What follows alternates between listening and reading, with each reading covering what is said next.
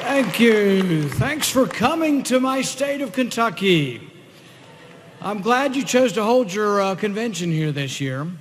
Unlike some parts of the country, in Kentucky you will find that we still hold near and dear the Second Amendment and don't plan on giving it up anytime soon.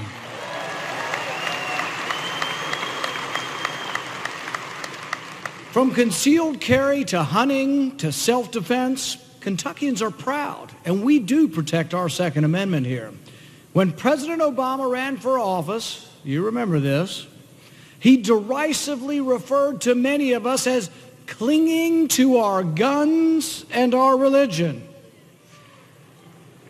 He got it half right.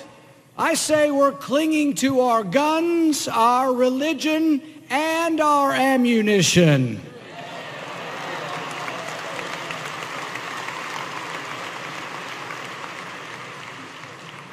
In Kentucky and across the country, I think we're doing a pretty good job defending the Second Amendment.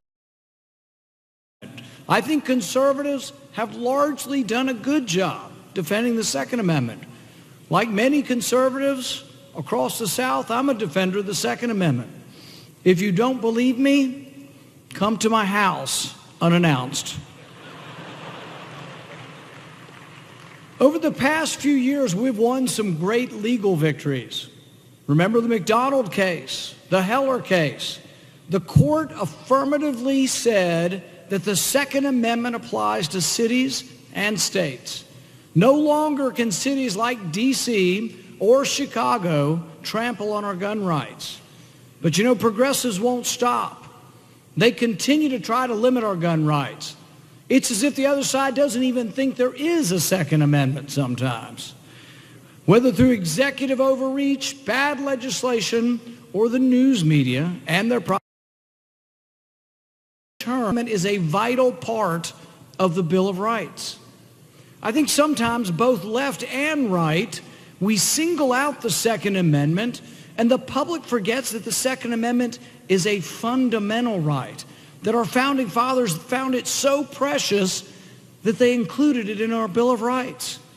Our defense of the Second Amendment should always remind liberals that the right to bear arms is right next to the right to free speech, to the right to practice your religion, and the right to freely associate with your friends and neighbors. We should never, and I mean never, let them relegate the Second Amendment to any second tier of rights.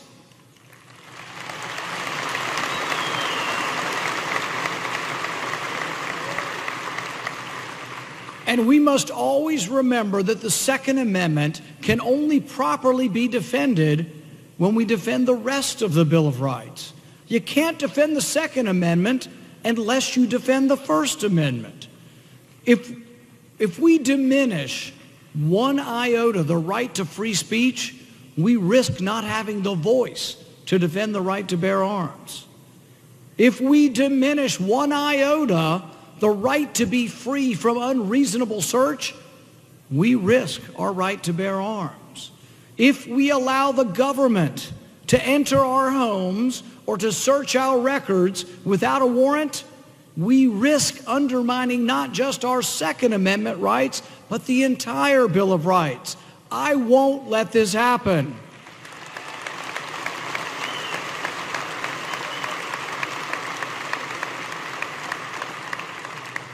I will stand for as long as it takes to keep the government out of our private lives. I will stand for as long as it takes to protect each and every American's right to be left alone.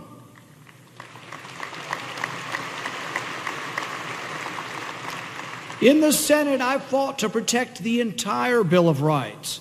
The right to own a gun is not a historic relic. It's a vital, enduring right of free men and women. Our founders saw gun ownership as the ultimate defense against tyranny. Our founders could not imagine a government that would ban self-determination or self-defense. At its core, the Second Amendment is about something incredibly personal, the right to be able to protect your family and your friends. The debate over gun ownership arises with every new tragedy. None of us are immune to the heart-wrenching pain of seeing children slaughtered. But we must ask ourselves, how can we best protect our children and protect our rights? The debate over these senseless mass murders, painful as it has been, has brought some insight. These terrible, recurring tragedies keep occurring in one place: gun-free zones.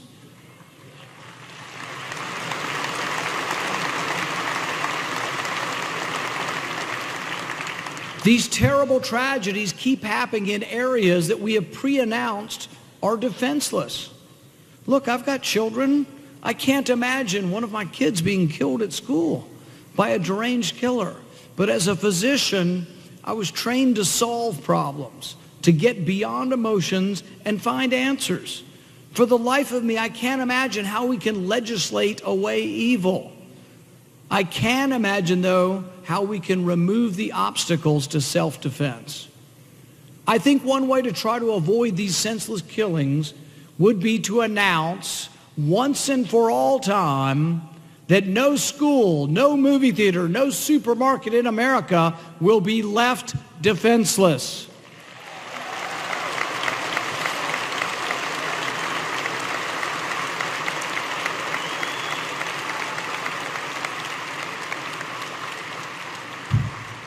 Once and for all time, government should remove all legal barriers from allowing our children and our schools to have defense against these killers. The media, they trumpet gun control as an answer to evil, but rarely do they let us see the other side of the story, where self-defense saves lives.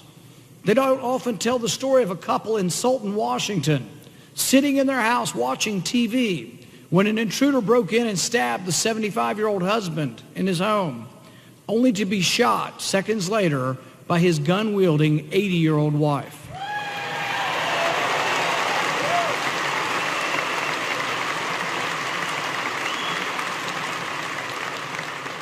They don't talk about the Tampa, Florida maintenance worker in a church who stopped an armed robber with his own weapon and then kept him captive until the police arrived.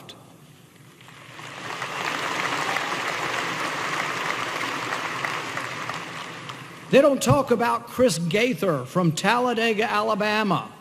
Chris was alone in his house when someone broke in to rob them. Chris fired his 9mm weapon and struck the burglar, thwarting the robbery and protecting himself. What they also don't want to tell you is that Chris is 11 years old.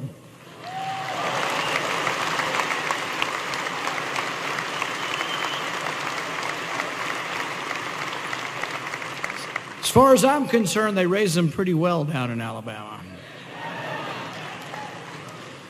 These stories and thousands like them happen every day across America. The story they tell is crystal clear. There is no better defense against evil than self-defense. If more law-abiding citizens could own and carry a weapon, good people would have a fighting chance to defend themselves. Ask the unarmed citizens of Chicago, New York, and yes, our nation's capital, Washington, D.C., if they would feel safer with a firearm. I know I would, but the red tape is such that it's almost impossible to get a gun in D.C. A month or so ago, the D.C. police chief warned us. She said that if there's an active shooter, take them down. I responded to her with what? My bare hands? It's almost impossible to get a gun in D.C. Guns stop crimes. It has been estimated that over 2 million crimes are stopped every year by law-abiding citizens with guns.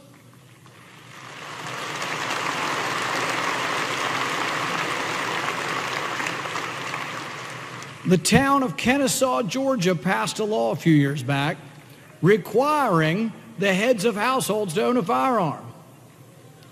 Home robberies fell 89%.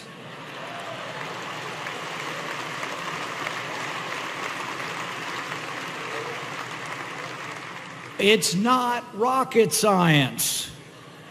Though you would think so if you listen to the gun grabbers and the liberal media, more guns with good guys equals less crime. Period.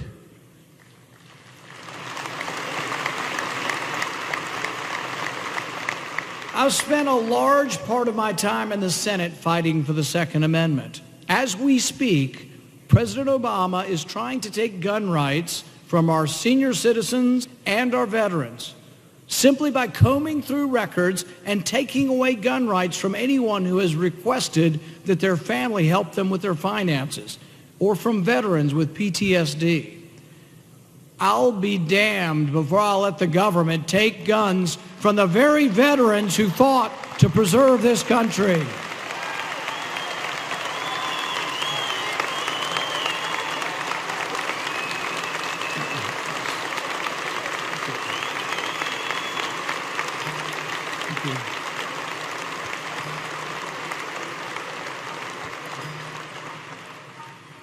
This year, I sponsored a bill to stop Barack Obama's unconstitutional attempt to take gun rights from our senior citizens and our veterans. I've also sponsored the Defend Our Capital Act, which provides concealed carry for Washington, D.C. Funny story about that one.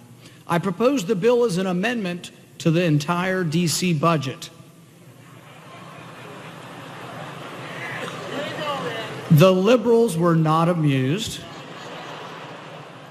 The committee chair and the Democrats on the committee nearly lost their minds, mostly because they knew that if we had the vote, I was going to win. They couldn't stand the possibility that you could have concealed carry in D.C. They pulled the entire budget down. Rather than even vote on the budget or vote on my amendment, they just pulled the whole thing down. I still get hateful looks from the D.C. delegate. I don't mind making other people uncomfortable if it's in the defense of liberty.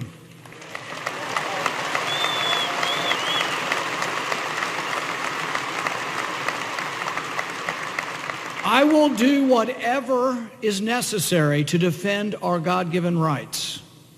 Twice in the last 3 years, I held up the entire Senate to defend your right to be left alone. I stood on the Senate floor for nearly 13 hours to defend the idea that we are innocent until proven guilty.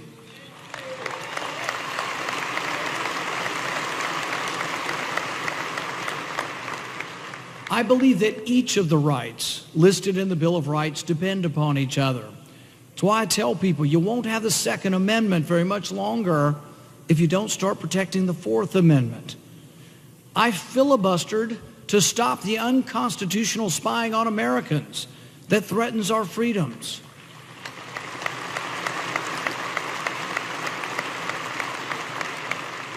We must remain vigilant. A government that can violate your rights, a government that can spy on you without a warrant and then lie to you about it, that's a government that might someday just come to take your guns. The Bill of Rights protects us all, but only if we stand up for the entire Bill of Rights. I've stood against Democrats and some Republicans trying to trample your rights. I was among the first to sound the alarm on the United Nations Small Arms Treaty and its threat to our gun rights and to our sovereignty. Now millions of Second Amendment supporters have made their voices heard on this topic, and we're winning the battle. We cannot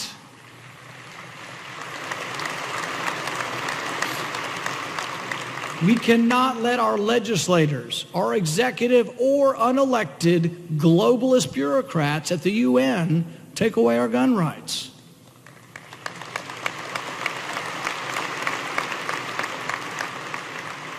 I'd like to end with a quote from Thomas Jefferson, who said, "No free man shall ever be debarred the use of arms." Our country was founded by the people who fought to establish and preserve our rights. Life, liberty, and the pursuit of happiness are secured by the Second Amendment. They knew it. You and I know it. Let's carry that message from coast to coast this year and make sure everyone remembers it. Thank you, and God bless and save this republic.